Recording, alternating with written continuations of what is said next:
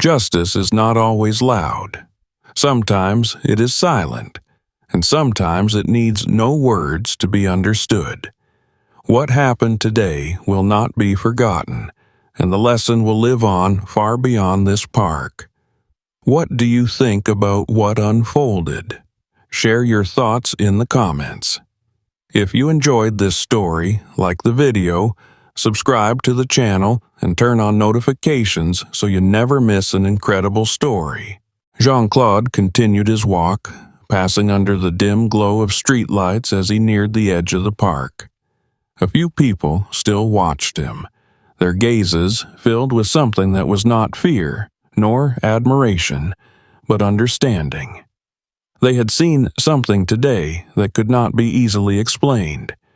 They had witnessed the quiet power of a man who did not need to prove his strength, because it had already been known. They had seen what it looked like when force met something greater: control. The pigeons had returned to the base of the oak tree, pecking at the last of the crumbs. Life, as it always did, moved forward. The world did not pause for the pride of one man or the silence of another. It continued, indifferent and unshaken. The senior officer finally turned away, nodding to the younger cop who still looked uncertain, still processing the reality of what had happened. Without another word, they moved back toward their patrol car. There was nothing more to do. No arrests, no reports. The matter had already resolved itself. Justice had been served, not by force but by consequence.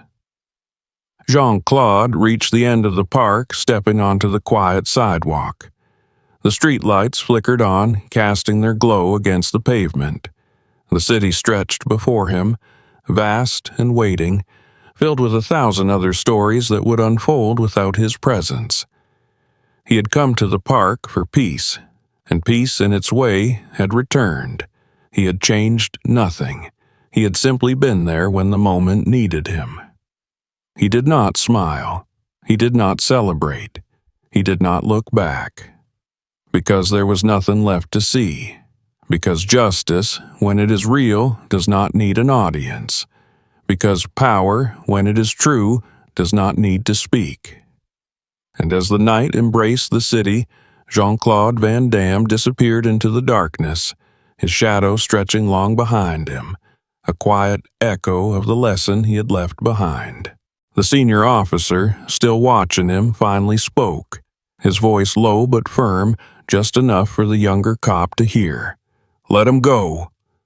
The younger officer hesitated for only a second, then gave a short nod. He didn't fully understand, but he trusted the older man's judgment. Jean-Claude had not resisted. He had not attacked. And yet, he had left behind something far greater than any act of violence ever could.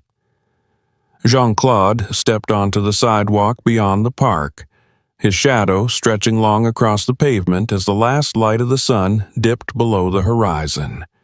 He did not look back. There was nothing left to see. No reason to stay. The moment had ended exactly as it was meant to. The senior officer finally let out a breath he hadn't realized he was holding. He turned his gaze back to the badge and firearm in his hands, feeling the weight of what they represented. This was not a moment that would be forgotten, not by the people who had witnessed it, not by Carlyle, and certainly not by him. The footage from the phones would spread. The story would take on a life of its own. But no video, no headline, no public reaction would ever truly capture what had happened here. Because some lessons are not about words. Some moments cannot be explained. And power, real power, is never about force. It is about knowing when it is not needed at all. The last traces of sunlight faded as twilight settled over the park, casting long shadows across the winding paths and towering oak trees. The warm summer breeze carried the scent of fresh grass and the distant laughter of children. a stark contrast to the silent storm that had unfolded beneath the old oak tree. Jean-Claude Van Damme moved with the same effortless grace that had defined him from the beginning, his steps steady, unhurried, as if untouched by the weight of what had transpired. He did not need to look back. The past was behind him, and he had no interest in carrying it forward. Behind him, the park slowly returned to its usual rhythm. The murmurs of the crowd had died down, their curiosity satisfied, their footage saved and ready to be shared. Some would spread the video for entertainment, others as evidence of justice served, and some would analyze every moment, searching for meaning in what they had witnessed. But Jean-Claude did not concern himself with how the world would interpret what had happened. Truth was not dictated by headlines or phone screens. Truth lived in the eyes of those who had been there. The senior officer, still holding Carlyle's badge and firearm, exhaled heavily. He had seen many things in his years behind the badge: anger, violence, injustice, and the ugly consequences of power misused. But this was different. This was not a fight, not a confrontation, but a reckoning, a lesson taught without words, without force, without bloodshed. Carlyle had undone himself, stripped bare by his own arrogance, by his own belief that his authority was absolute. And now he had nothing left. Carlyle himself was gone, his retreat a silent admission of defeat. There had been no resistance, no final stand, only the heavy realization that he had destroyed himself in front of an audience that would not forget. His boots had once carried him through this park with confidence, with command, but now they carried only the weight of his own downfall. His name, his career, his reputation, all of it had been reduced to a viral clip that the world would dissect, replay, and judge. He had not been beaten. He had been dismissed. And that was far worse. The movement, smooth and effortless, lifted the last traces of tension from the air. It was as if the final note of an unspoken symphony had been played, signaling the end of something larger than the confrontation itself. The crowd, sensing the shift, began to disperse. Conversations resumed, though hushed, and the glow of phone screens slowly dimmed. A few lingered, unwilling to look away just yet, but the spectacle, the fire that had drawn them in, was dying down. Carlyle had long disappeared into the distance, his shadow stretching behind him as he left the park that had once been his territory. His authority, his power, had been erased in the span of minutes, and he would not return. He had made his choice, and now he had to live with it. The senior officer turned back to Jean-Claude one last time, his grip still firm on the surrendered badge in his palm. There was something unspoken in his gaze, something that might have been gratitude, or perhaps understanding. Jean-Claude did not look away, did not shift under the weight of it.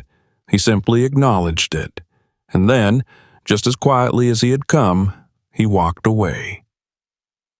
His steps were steady, unhurried, leaving behind only the echoes of what had happened.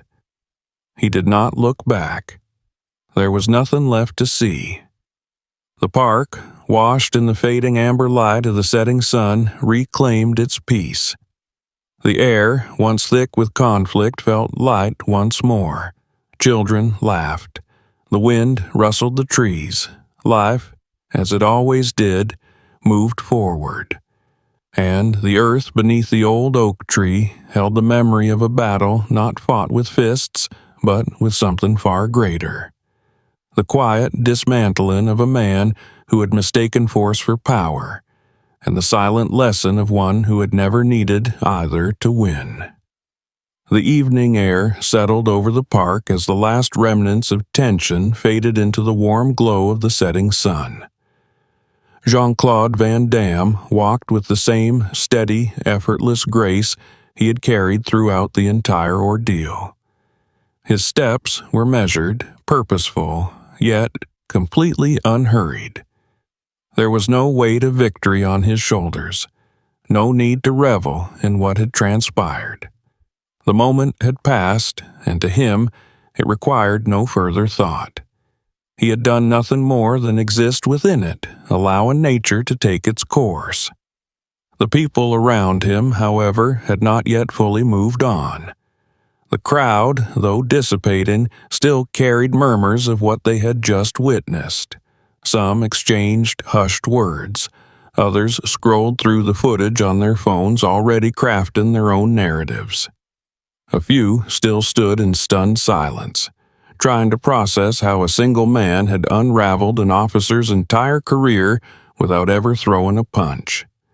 Some saw it as justice, others as a spectacle, and a few, deep down, as a reminder that power was not always where they had been told it was.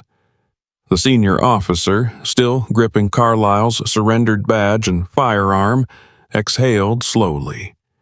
He watched Jean-Claude as he walked, his expression unreadable. There was something about the man, something beyond what had just happened. He wasn't just some bystander who had been caught up in an unfortunate moment. He was something else. The way he moved, the way he reacted, the way he had controlled the situation without ever raising his voice. It was not something learned by accident. It was the mark of someone who had spent a lifetime mastering control, not just of his body, but of everything around him. The senior officer had seen violence before, real violence, the kind that left scars. This was not that. This had been something colder, sharper. The quiet dismantling of a man who had believed himself untouchable. The younger officer still looked uncertain, his posture tense as if waiting for an order that never came. He had been trained to see things in absolutes. A man who disarmed a cop should be a threat. A man who humiliated an officer should be taken in. But none of this had played out the way his training told him it should. The senior officer had made his judgment, and that was final. And so, with reluctant acceptance, the younger cop let his hand relax away from his belt. Jean-Claude reached the edge of the park, his pace never shifting, never slowing. A few pigeons had returned to where he had sat, pecking lazily at the last remaining crumbs. The world, it seemed, had already moved on. The wind carried the distant sound of laughter, the hum of conversation, the occasional bark of a dog. The natural rhythm of the park had resumed. "That's enough," the officer repeated, his tone leaving no room for argument. "Stand down, Carlyle." The use of his last name, stripped of rank, hit harder than any reprimand. It was not an order from a superior, it was a judgment. And Carlyle knew, in that moment, that he had lost more than just control. He had lost everything. The older officer's next words came quiet but absolute. "Give me your badge." The park, the world itself, seemed to narrow to a single, unbearable point. The silence that followed was suffocating. Carlyle's face twisted, his chest heaving as he stared at the man before him. His lips parted, but no words came. He searched for something, anything to hold on to, but there was nothing left. The older officer didn't move, his gaze steady, unyielding. Badge and gun. The finality in his voice crushed the air from Carlyle's lungs. His fingers, stiff and trembling, reached up to his chest. His badge, the symbol of everything he was, everything he had built his authority upon, now felt like a weight dragging him down. For a breath, one long, endless breath, he hesitated. Then, with a motion that felt like breaking, he unpinned the badge. It glinted briefly in the evening light, a dying ember, before landing in the older officer's palm with a hollow, final sound. The gun followed, its weight surrendered without a fight. The world around them did not move. The wind rustled the trees. The distant laughter of children echoed through the air. Life continued, indifferent to the ruin of one man's pride. The older officer studied the items in his hand for a brief moment before looking up at Carlyle one last time. His voice was quiet, almost kind. "Go home, Dan." Carlyle's body remained rigid for a few seconds more, his fists clenched, his jaw locked. But there was nothing left to fight for. His eyes burned as he turned away, his steps heavy, his breath shallow. The crowd parted as he walked, their eyes following him, their phones still capturing his fall. He felt their judgment like a brand searing into his skin. His authority was gone. His career was gone. And soon the world would know it too. He did not look back, because there was nothing left to see. Carlyle's steps were heavy as he walked away, the weight of his own disgrace pressing down on him like an anchor. His badge and gun were gone, his authority stripped in front of the people he had once commanded without question. The world around him seemed distant, muffled, as if he had been removed from it entirely. The judgment in the eyes of the bystanders burned hotter than any sun. The realization that his failure was now immortalized in countless phone recordings sent a cold wave of nausea through him. He had always thought himself untouchable. Now he was nothing. Jean-Claude Van Damme still stood exactly where he had been, his expression calm, unchanged. He had not gloated, had not celebrated his quiet victory. He had simply existed within the moment, allowing Carlyle to destroy himself with his own choices. There was something almost poetic in the way he had dismantled a man without ever throwing a punch. The air around him carried no tension, no malice, only the unwavering presence of someone who had seen this kind of downfall before. He did not have to strike Carlyle down. The man had done it to himself. The older officer, still holding Carlyle's surrendered badge and weapon, turned his attention back to Jean-Claude. The younger officer beside him still looked tense, still carried the weight of his training that told him a man like this, one who had just disarmed a cop with effortless ease, should be treated as a threat. But the senior officer understood differently. He saw what had truly happened. He had seen violence before, had seen men who sought to dominate and those who refused to submit. Jean-Claude Van Damme had not resisted. He had not fought. He had only stood his ground in a way that made force irrelevant. The senior officer took a slow step forward, his expression unreadable. "Are you all right?" His voice was measured, respectful, not a command, but a question. Jean-Claude's gaze met his, steady and clear. For a moment, he didn't respond, as if weighing the intent behind the words. Then, finally, he gave a single, slow nod. A simple acknowledgement. Nothing more. The officer studied him for another beat, then exhaled slowly. He had already made his decision. He turned slightly, motioning to the discarded baton and firearm still lying on the pavement. "Would you be willing to stay and make a statement?" Again, Jean-Claude did not answer immediately. His gaze flickered to the weapons, then back to the officer. Another pause, one that stretched just long enough for the younger cop to shift uncomfortably. It was as if Van Damme was not just deciding whether to comply, but whether the request itself was necessary. And then, without a word, he stood. The distant wail of sirens grew louder, threading through the thick summer air like an approaching storm. The tension in the park became unbearable, pressing against the silence like a heavy weight.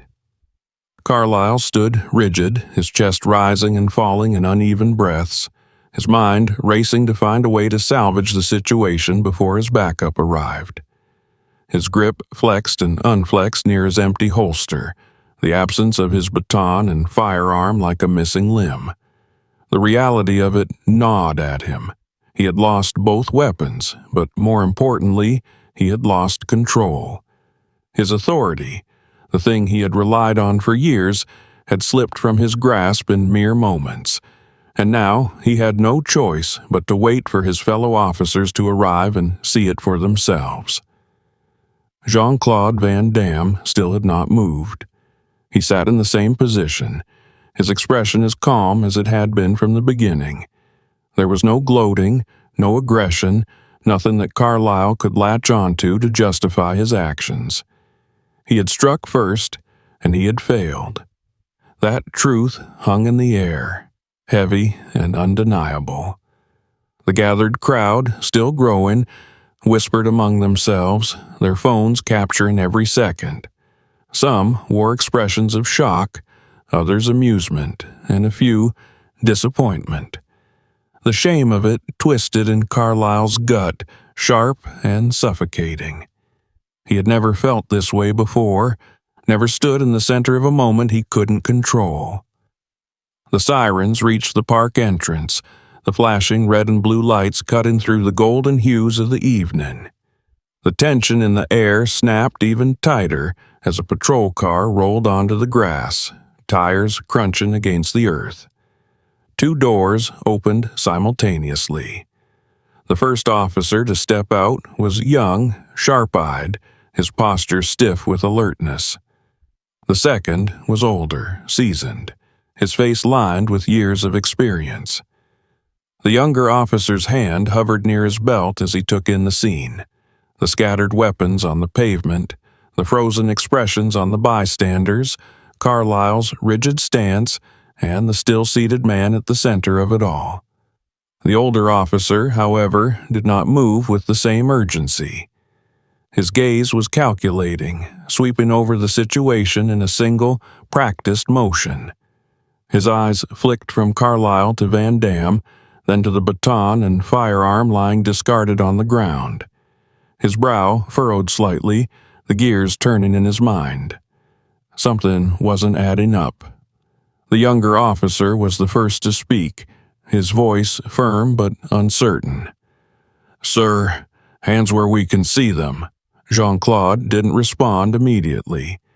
Instead, he exhaled slowly, his gaze meeting the younger officer's with an unreadable patience. Then, with deliberate ease, he raised his hand slightly, not in surrender, but in understanding. He was not resisting. He never had been. Carlyle seized the moment, his voice raw with desperation and authority. "He assaulted an officer. He disarmed me. I need him in cuffs now." The words came out sharp, an attempt to reframe the narrative, to take back control of a moment that had long since slipped through his fingers. His face burned with the weight of eyes watching him, judging him, and he clung to the last shreds of his authority. But the older officer didn't react the way Carlyle expected. He didn't move toward Van Damme. He didn't draw his weapon. He didn't even reach for his radio. Instead, he simply looked at Carlyle, his expression unreadable. Then, in a voice steady and final, he spoke one word: "No." The impact of that single syllable hit harder than any blow. Carlyle's breath hitched, his mind struggling to process what he had just heard, his face twisted in disbelief. "What do you mean, no? You saw what happened. I saw," the older officer interrupted, his tone even but weighted. "I saw everything I needed to." His eyes moved back to Jean-Claude, assessing him with a sharpness that suggested understanding. A flicker of something passed through his expression, recognition, perhaps, not of a criminal, but of a man who was more than he appeared to be. Carlyle felt the ground shift beneath him, the last threads of his authority unraveling. His heart pounded, his hands shaken at his sides. He had expected backup to fix this, to restore the order he had lost. Instead, he was being judged, not just by the crowd, but by his own fellow officers. His fingers twitched. His body screamed for action, for something, anything, that would pull him out of this downward spiral. His pride burned hot and desperate, and without thinking, without deciding, his hand moved. The older officer's voice cut through the thick air before Carlyle could do anything. "That's enough." The words weren't loud, but they carried an authority that couldn't be ignored. The kind of authority that came from experience, from wisdom, from knowing when a situation had already played itself out. Carlyle's mouth opened, his rage barely contained. "She," to his disgrace. Carlyle's chest heaved, his breath shallow with the sting of public humiliation. He had spent years ensuring moments like this never happened to him. Yet here he was, stripped bare in front of strangers, his authority hanging by a thread. His mind screamed for action. He could still turn this around. He could still make this right. But the truth gnawed at him. There was no undoing what had just happened. Jean-Claude remained seated, his expression unreadable, his posture as relaxed as it had been from the beginning. There was no triumph in his face, no arrogance, only quiet patience. He was waiting, not in challenge, but in understanding, waiting to see what Carlyle would do next. The officer's body tensed, his fingers ghosting over the firearm at his hip. A familiar comfort, a familiar tool. His mind raced through justifications. If he drew the gun, he could frame this as self-defense. The man was resisting. The man was a threat. The man had, what? Deflected a baton strike? Taken nothing? Fought no one? The reality of the situation set in like a stone sinking in his gut. He had struck first, and he had lost. The distant laughter of children played against the edges of the scene, a cruel reminder that the world was still moving, that life had not stopped for his bruised ego. The tension in his muscles screamed for release. His pride burned hotter than the summer sun. And still, Van Damme sat, unmoved, his presence forcing Carlyle to confront a truth he had never had to face before. He was powerless. A murmur rippled through the crowd, subtle but present. Someone whispered. Another chuckled under their breath. The shame of it scorched deeper than any physical blow ever could. Carlyle's breath turned ragged. He couldn't let it end like this. He wouldn't. His hand, shaking but resolute, pressed the button on his radio. His voice, raw with desperation, cut through the heavy silence. "Officer needs assistance. Immediate backup." The words sent a shockwave through the atmosphere. The moment they left his lips, the dynamic shifted. The murmurs grew louder, uncertainty rippling through the onlookers. Van Damme's expression remained unreadable, but something in his posture changed. Subtle, but there. A silent acknowledgement. The officer had made his choice. And with that choice, the path forward had been set. Carlyle straightened, his breath coming in short, sharp bursts, as the distant wail of sirens began to weave through the air. The sound was faint but growing, a high-pitched promise of incoming reinforcements. His backup would arrive soon. He clung to that thought, to the belief that with more uniforms on the scene, the balance of power would shift back in his favor. But then, a new realization took hold. The crowd had already judged him. The video footage had already been recorded. The baton on the ground, his failed strike, the effortless disarmament. It was all there, frozen in time, impossible to erase. And the man before him, the one he had deemed a threat, had done nothing. The weight of his mistake settled heavy in his chest, pressing down with an unbearable force. His jaw clenched. His pulse roared in his ears, but still he stood his ground, waiting for the sirens to close the distance, waiting for someone to save him from the moment he had created. Instant. The baton moved. It came down, hard and fast, aimed for the shoulder, an attack designed to hurt but not maim. A correction, a lesson, a warning. But it did not land. In the blink of an eye, Jean-Claude shifted, not with panic, not with flinching hesitation, but with precise, calculated ease. The baton met nothing but air, slicing through the empty space where his body had been. It was as if he had predicted the strike before it had even begun. The force of the missed blow sent a sharp vibration up Carlyle's arm, the shock of the impact against the empty air rattling his wrist. His brain barely had time to register the failure before he adjusted, redirecting the weapon in a controlled backswing toward Van Damme's side. It never made it. Jean-Claude's hand shot up impossibly fast, seizing the baton mid-motion. His grip was like steel, an unyielding force that froze the weapon in place. The energy Carlyle had put into the swing was stopped dead, the sudden lack of motion sending a jolt through his arm. Carlyle's heart pounded, confusion flashing across his features. No one had ever stopped him like this. No one had ever dared. A ripple of disbelief swept through the small crowd gathering nearby. Someone let out a hushed curse under their breath. A teenager in the back raised his phone, the screen already recording. For the first time, Carlyle felt the weight of eyes on him, not in fear, but in expectation. They were watching, not for his authority, but for what would happen next. Carlyle gritted his teeth, tightening his grip, trying to yank the baton free, but it did not move.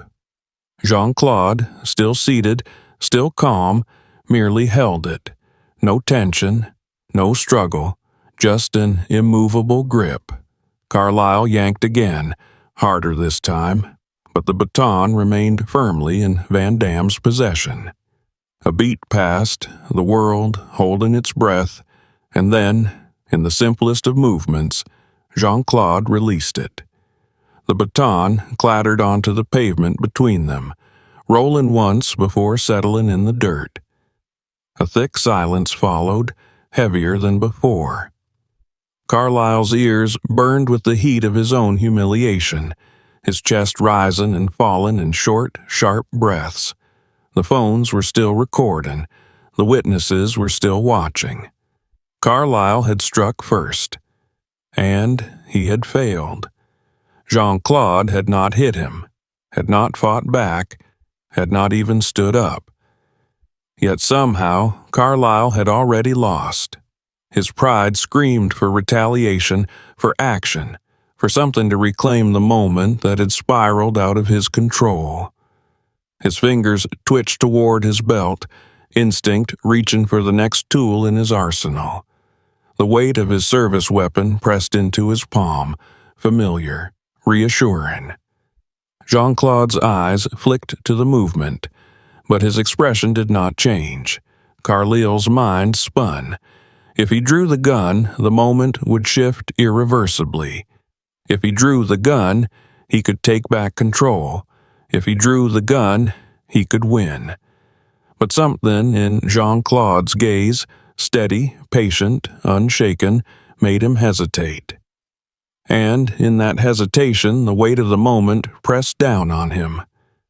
The onlookers had seen it all, the baton, the miss, the effortless disarmament.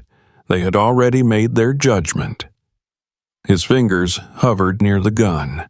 A single thought pulsed in his mind. This is not how it was supposed to go. The silence stretched, thick and suffocating, wrapping around Carlyle like a noose. His fingers twitched near his belt, where the weight of his firearm rested against his hip.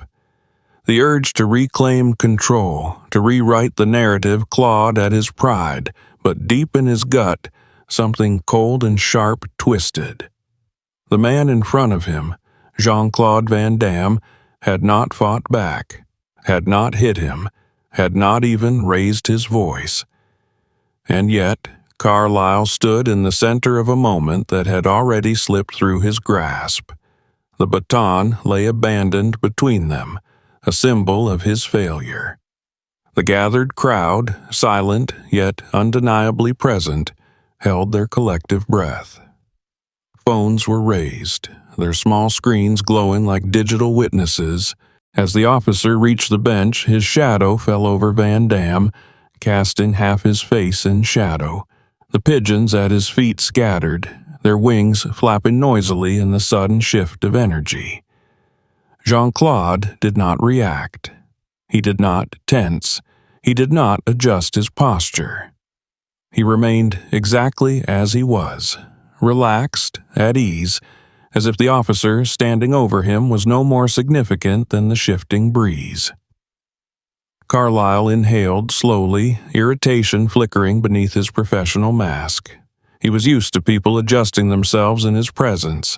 A nervous shift, a quick explanation, submissive compliance. This man did nothing. No recognition, no apology, no obedience. The air between them thickened. The surrounding sounds of the park seemed to muffle under the weight of unspoken tension. Carlyle's voice was clipped and cold, designed to cut through any atmosphere and demand response. "You got a reason to be sitting here?" Still, Jean-Claude did not move. His grip on the protein bar remained the same, his gaze still resting on the park as if the officer had not spoken. Carlyle's patience, never deep to begin with, thinned. He shifted his stance, his boots grinding subtly against the pavement. The fingers of his right hand flexed once against the baton handle. He didn't enjoy escalating situations without cause, but he never hesitated when cause presented itself. The sun continued its slow descent, the golden hues deepening into early evening. Shadows stretched across the paths, but within the small circle where they stood, one seated, one standing, the air remained charged, thick with something unseen but inevitable. The park, oblivious to the storm brewing within it, continued its gentle symphony. Children laughed, birds chirped, leaves rustled in the summer breeze, but those closest, those who had stopped mid-walk, mid-conversation, felt it. That subtle shift in the air. The crackle before the lightning. The stillness before the thunder. And so, beneath the waning sun, the first silent chord of confrontation was struck. The park watched. The earth held its breath. And the air grew thick with the promise that something, once started, could never be undone. Carlyle's patience cracked like a brittle shell, the silence between them stretching too long, too heavy. He had expected the man to answer, to acknowledge him, to react in some way. But Jean-Claude Van Damme remained as he was, still and unreadable, his body language offering nothing for Carlyle to grasp. The officer shifted his stance again, his boots grinding against the pavement, his fingers now resting deliberately against the baton at his side. "I asked you a question," Carlyle said, his voice sharper this time, cutting through the thick summer air. "What are you doing here?" Jean-Claude finally moved, but only slightly. His hand reached into his hoodie pocket, slow, deliberate. For a brief second, Carlyle's muscles tensed, instinct screaming that a weapon could emerge, but all Van Damme produced was the remaining piece of his protein bar. He broke it cleanly in two, letting one half fall to the ground, where a single pigeon cautiously returned to claim it. Carlyle's jaw tightened. The act wasn't aggressive. It wasn't even disrespectful, but something about it gnawed at his nerves. It was the sheer casualness of it, as if the presence of an armed officer meant nothing. As if Van Damme was entertaining himself rather than responding to authority. "You've been sitting here long?" Carlyle pressed, determined to break through the man's quiet defiance. "You live around here?" Jean-Claude chewed slowly, his gaze drifting lazily across the park, never quite meeting Carlyle's. It was as if he had all the time in the world, as if this conversation was happening on his terms and not the officer's. Carlyle's patience, already razor-thin, snapped. His hand closed around the baton, pulling it from his belt in a smooth, practiced motion. The sight of the weapon drew immediate attention from those nearby. A young woman walking her dog stopped in her tracks. The group of teenagers playing catch exchanged looks, their postures shifting slightly, bracing for what they knew was coming. "You're loitering," Carlyle declared, voice edged with finality. "Park closes in an hour. You need to move." Still no reaction. Carlyle's grip on the baton tightened, his pulse quickening with the familiar rush of adrenaline. He had dealt with stubborn types before, people who thought they were above listening, above the law. He had never been afraid to remind them otherwise. A beat passed, then another. "Get up," Carlyle ordered. Jean-Claude did not. The refusal was not loud, not violent, but it was deafening. The tension in the air became unbearable, suffocating, as Carlyle's knuckles whitened around the baton. The silence stretched too long, and Carlyle, a man who thrived on control, would not allow this moment to slip further from his grasp. The decision was made The sun sets over a peaceful park where people enjoy their evening without a care in the world. But one man's quiet moment is about to turn into something unexpected. A routine patrol, an officer with unchecked authority, and an encounter that no one saw coming. What happens when power meets someone who doesn't need to prove their strength? Stay with us to witness a moment that will leave you speechless. Don't forget to like the video and subscribe to the channel for more incredible stories. The late afternoon sun cast long golden rays over the park, illuminating the winding paths and tall oak trees that line the area. The soft hum of life filled the air, children laughing near the playground, joggers moving rhythmically along the paved trails, and the occasional bark of a dog chasing a frisbee. Among the scattered park-goers sat a lone man on a weathered wooden bench near the base of an old oak tree. His presence was quiet, yet somehow commanding, as if he belonged there as much as the tree itself. Jean-Claude Van Damme, clad in dark athletic pants and a fitted gray hoodie, exuded an effortless stillness. His sharp eyes scanned the park, though he wasn't searching for anything in particular. He was merely present, enjoying a rare moment of solitude. A small protein bar rested in his calloused hands, which he methodically broke apart, scattering tiny pieces at his feet where a cluster of pigeons eagerly pecked at the crumbs. His expression was neutral, not smiling, not frowning, just existing. Years of discipline, training, and battle had sculpted his body into a weapon. Yet here he was simply a man at rest. He had no opponent, no cameras, no crowd chanting his name. Only the warm breeze and the soft rustling of leaves. However, even in peace, there was something beneath the surface, a tightly wound energy, coiled and waiting. He was not looking for trouble, but should trouble find him, he would meet it as he always had. The rhythmic peace of the park was interrupted by the sound of deliberate, heavy footsteps cutting through the ambient noise. They were measured, unhurried, yet demanding attention. The thud of polished boots striking pavement belonged to someone who expected to be obeyed. The presence of the man carrying those steps was felt before he was seen. Officer Brent Carlisle was a tall, imposing figure wrapped in a meticulously pressed LAPD uniform. His mirrored sunglasses reflected the world in cold, impersonal fragments, his expression unreadable beneath them. His square jaw was set, lips pressed into a firm line of authority. His belt clinked softly with the weight of his tools, a baton, handcuffs, a taser, and the unmistakable bulk of a standard-issue firearm. Carlisle moved with the confidence of a man who had long since learned that the world responded to force. Over the years, he had molded his authority into something more than duty. It was a tool, a weapon to keep order as he saw fit. He thrived on obedience and expected it without question.